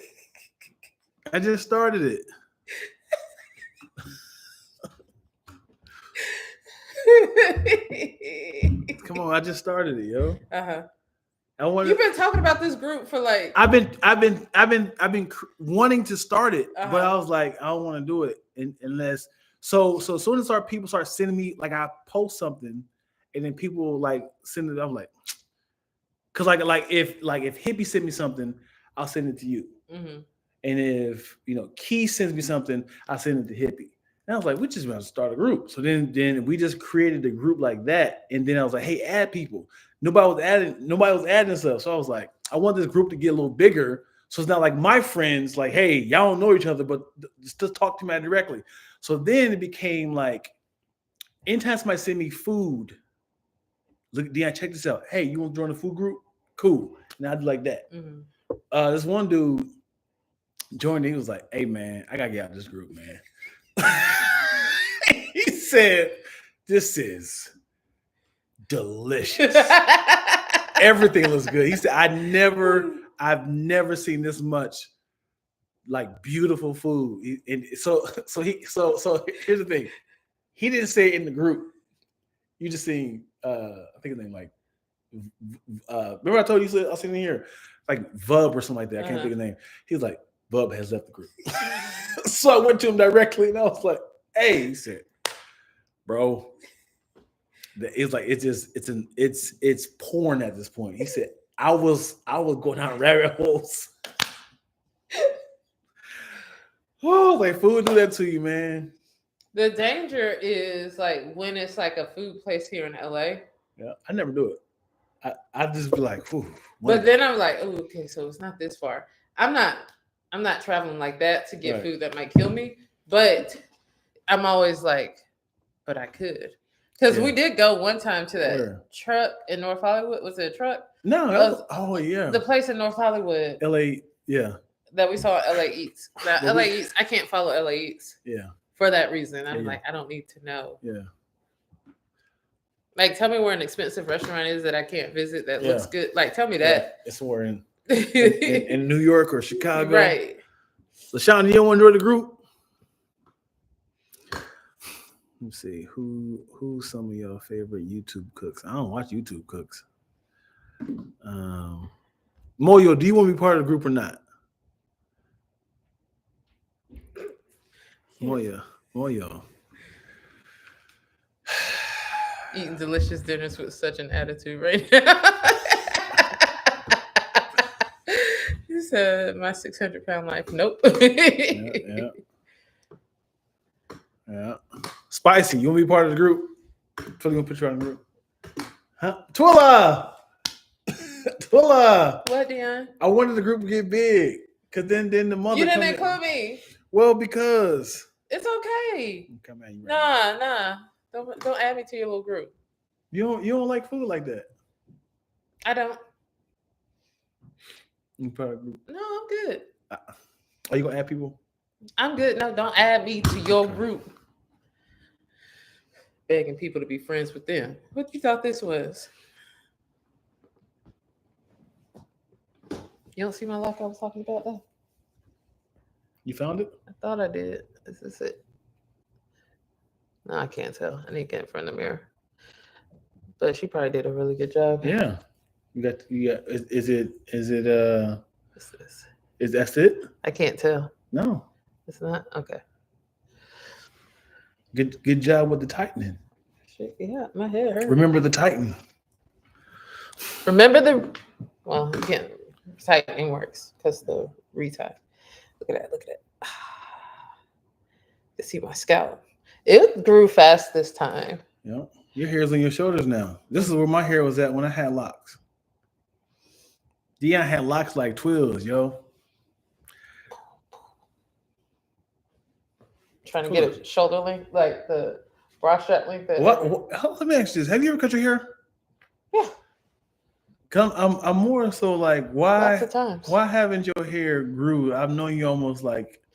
I used to keep my hair cut, but then it also broke. The hair would break off. I thought you told me I was broke. I was like, what they got to do anything? No, I would like my hair would get a certain length and start breaking. So then I'll always keep it cut. I didn't know your hair could dance like that. Dance. Okay, y'all getting quiet on me. I asked y'all be part of this group. Are you? We're already sick of y'all. We're sick of. I just started the group. You've been talking about it for a month, Dion. A month and a half, 6 weeks, if you will. I just started the group. When?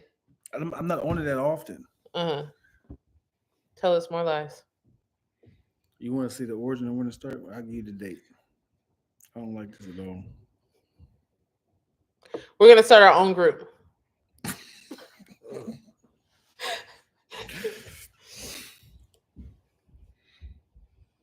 I'm mad and spicy. LaShawn, I just added you to the group. She didn't want it.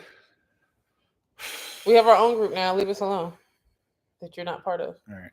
Broadcast channel. Anyway, it's time to eat. We talking about food. I just figured it's time to eat. There you go. All right. Appreciate y'all. Unless you're still talking. I'm still talking, yo. We'll continue. You know. Say what you got to say. Yeah, let me tell y'all something. Things or two. I'm about to start this rap channel, okay? What y'all laughing for? Hey, if y'all haven't already, due to unforeseen circumstances, our music video to You Know the Vibes has not dropped. So,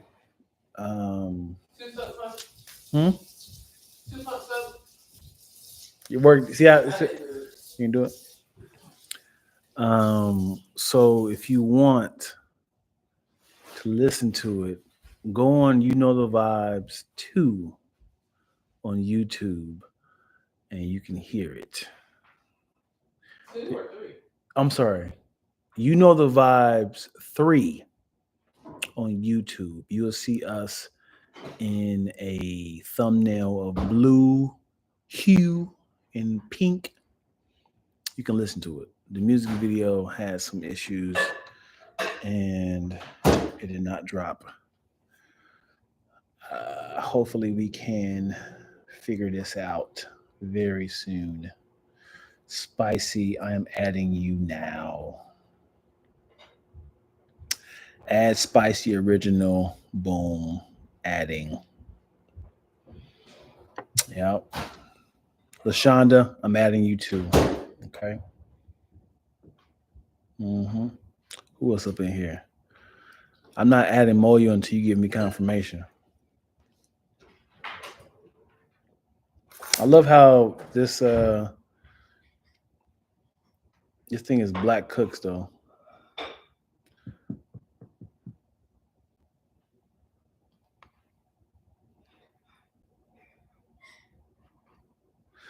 There's 11 people in here and nobody talking. Y'all just quiet. Yeah, I appreciate y'all support, but y'all ain't talking to me. You remember Big Fish? The movie Big Fish. Kind of. I remember liking it.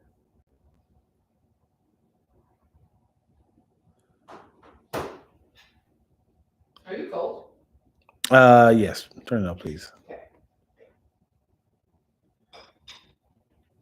I like your shirt, Twills. I just noticed it. Thank you.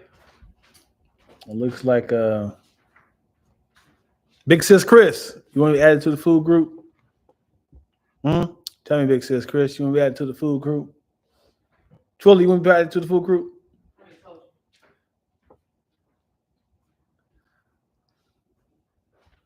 Okay. Cool. Cool. LaShonda Spicy asks about your favorite cooks. Favorite cooks. I don't on Instagram. On Instagram, there's this girl who's very funny, and she always starts her video off by saying, "Hey, best friend," and she always, The New Orleans accent? Yeah. Hey, best friend. Okay, you need to, divide the chicken up like your boyfriend does to your legs. She says she's very funny. You need to sprinkle a little salt, like you when you scratch your hair, the dandruff come out. She's very funny. Do y'all ever share like healthy food? Yeah, just food. I mean, like meat, like healthy food Balance. recipes. I'll show you. Look, this is something they I got this 8990. This is Champ Flat Deal Black Starter Cap with the hologram tags. White mag rims, red rubber tires, chain frame pins, drill shit for my supplier. Dope man attire. Give me about an hour and I have it clicking, ticking, Are you glide, dancing? like MacGyver. I'm a murder club, dope pedal bride. Not just said I'm gonna get that ink on my bicep. I get busy as a bee in my bike. The salad. Down the hood, heels, wheelies on the front. I got this 8990. Oh, I've seen her page. Yeah, she's funny, dude. Yeah, she's funny. I rarely go so far as to say that something is the best, but this is actually the best.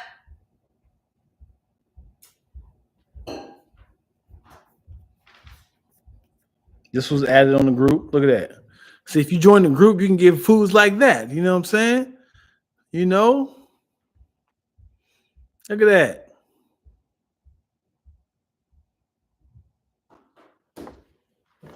We be posting healthy foods. A lot of green foods, you know? You ever had a tuna from scratch? I think that's a tuna.